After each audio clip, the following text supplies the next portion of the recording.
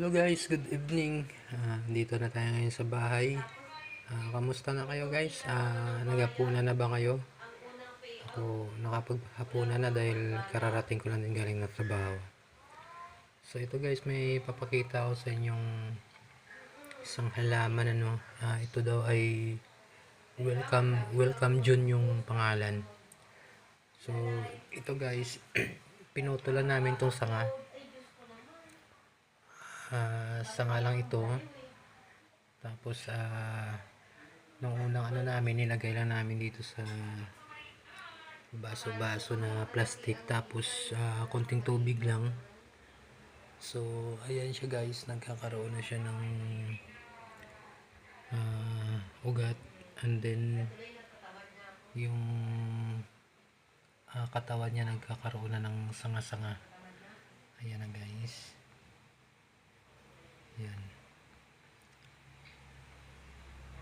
So yung mga sanga-sanga niya, fresh na fresh, yung bagong sibol talaga. Ayan na naman, may isa na naman pag labas na. Ayan guys. So pagka tumaas na tong mga sanga niya at saka yung dahon niya ay medyo mag-green na, tsaka yung sanga niya medyo matigas na, saka na natin ililipat ito sa lupa, sa paso na may lupa, para hindi agad-agad magbago yung kondisyon niya. Kasi baka mamaya pag binigla nating ilipat ito sa paso na may lupa, so masisira yung ugat niya, masisira yung pagtubo niya. So ito na guys, ito yung mga ano niya.